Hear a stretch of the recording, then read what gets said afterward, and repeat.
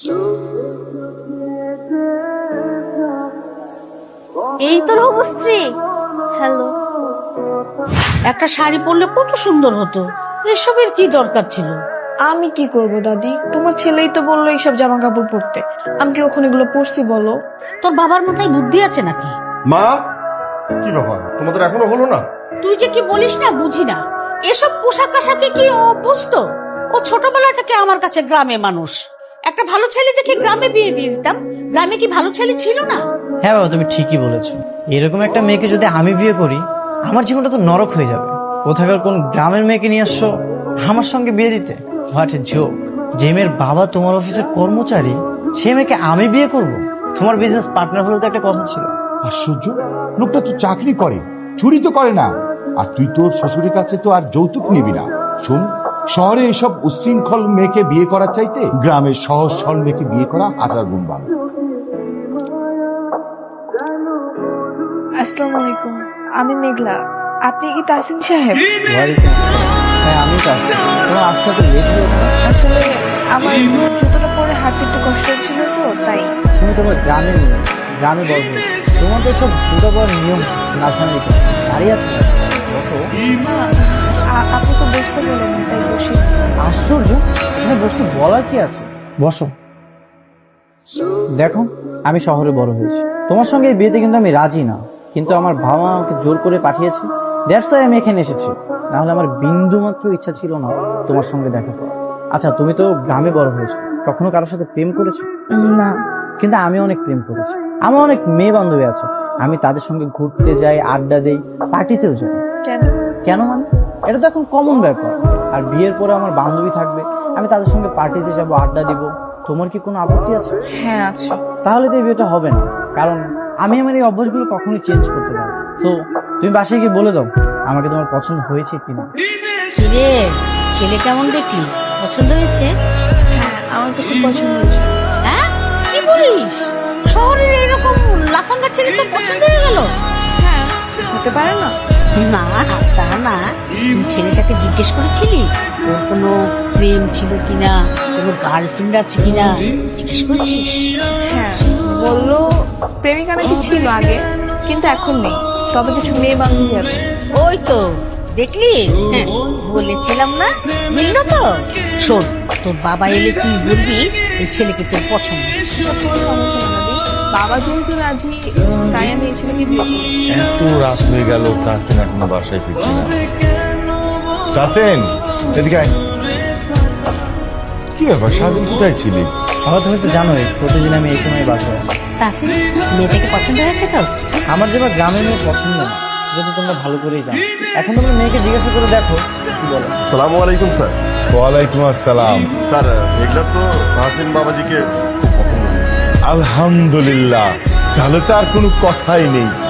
এই মেয়ে, তুমি কি সাইকো নাকি লোভী? কোনটা? হ্যাঁ, মানে কি তুমি বুঝতেছো না? গতকাল তোমাকে আমি কি বলে গেলাম? আমার সম্পর্কে তোমাকে সবকিছু বলে গেলাম, তারপর তুমি বিয়েতে রাজি হয়ে গেলে। বাহ, চমৎকার তো। একটা সুস্থ মস্তিষ্কের মেয়ে এসব কিছু জানার পর তো কখনো বিয়েতে রাজি হওয়ার কথা না। নাকি তুমি সুস্থ মস্তিষ্কের মেয়ে না যে বিয়েতে রাজি হয়ে গেলে? আমি তো সেসব মেয়েদের থেকে আলাদা। ভালো কথা, নিশ্চয়ই তোমার মধ্যে লোভ আছে, না হলে তো এই বিয়েতে রাজি হওয়ার কোনো কারণ দেখছি। দেখুন, একটা কথা বলি, এই বিয়েটা আমার বাবা ঠিক করেছে। আর আমার বাবা যার সঙ্গে বিয়ে ঠিক করতো, আমি তাকেই বিয়ে করে নিতাম। আপনার জায়গায় যদি অন্য কোনো ছেলে হতো, আমি তাকেই বিয়ে করতাম। আপনি বলে যে আমি বিয়েতে রাজি হয়েছি, তা কিন্তু না।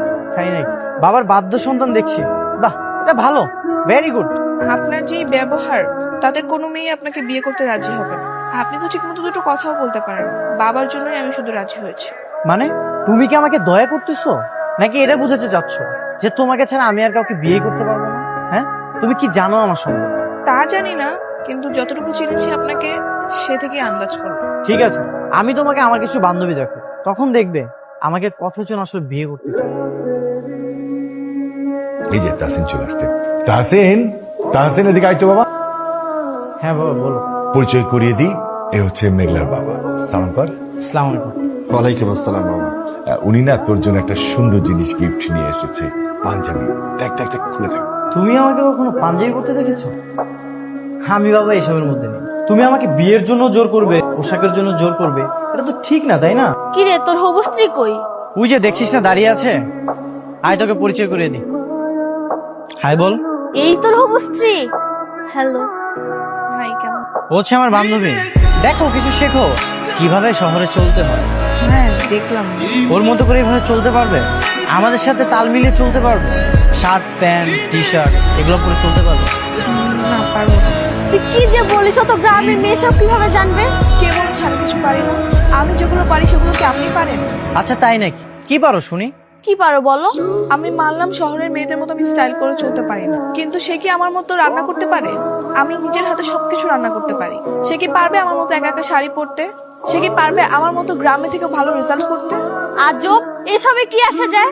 অনেক কিছু আসে যায়। একটা মেয়ে হিসেবে এসব গুণ থাকা অনেক বেশি দরকার। আমি ভালো নাচতে পারি, কবিতা আবৃত্তি করতে পারি।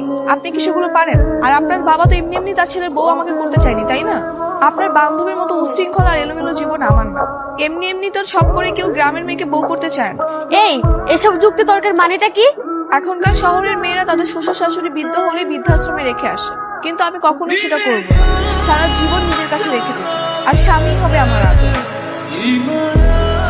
কাসেম, বাবা কি করছিস রে বাবা? এমনি বসে আছি। তো শোন, কালকে মেঘনাকে নিয়ে শপিং বাবা আমাকে যেতে হবে? থেকে যাবে, আমি যাবো। বিয়ে কিন্তু আর বেশি দিন বাকি নেই। যা, দুজনে পছন্দ করে কিছু শপিং করে আয়।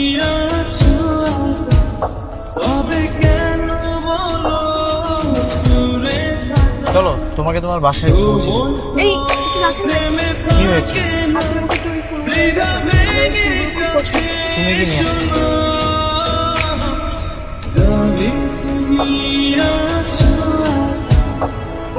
দুটো পায়ের উপর দিয়ে গাড়ির চাকা এমনভাবে চলে গেছে যে পা দুটো অনেক ক্ষতিগ্রস্ত হয়েছে। তবে আমার মনে হয় না ও আর স্বাভাবিকভাবে আগের মতো চলতে পারবে। তুমি একদমই টেনশন করো না, তুমি তাড়াতাড়ি সুস্থ হয়ে যাবে। কি অনুরোধ বলো। আপনি তো এই বিয়েতে শুনতে রাজি ছিলেন। আমার তো জানাও হয়ে গেছে। আপনি এই বিয়েটা মেনে নিন। আপনি আমাকে বলছেন আমি নিজে এই বিয়েটা করতে চাই।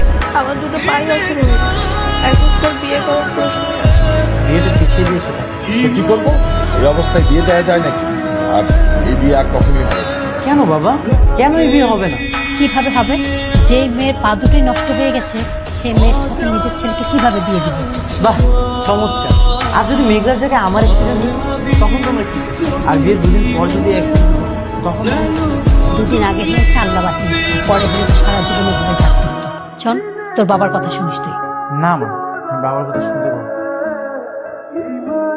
তাহসিন বাবা তো এখন আমার চেয়েও বেশি খেয়াল রাখছে মেঘলার দিকে। তাহলে কি আমি দ্রুত বিয়ে ব্যবস্থাটা করবো? জি স্যার, আপনি যেটা ভালো মনে করেন সেটাই হবে স্যার।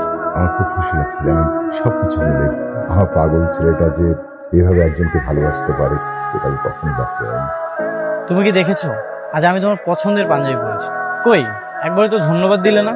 আমিও তো অসুস্থ থাকার পরেও অনেক কষ্ট করে শাড়ি পরেছি। যখন তুমি সম্পূর্ণ সুস্থ হয়ে যাবে তখন সবসময় শাড়ি পরবে, তোমার শোকেজ প্রতি শাড়ির মেলা থাকবে।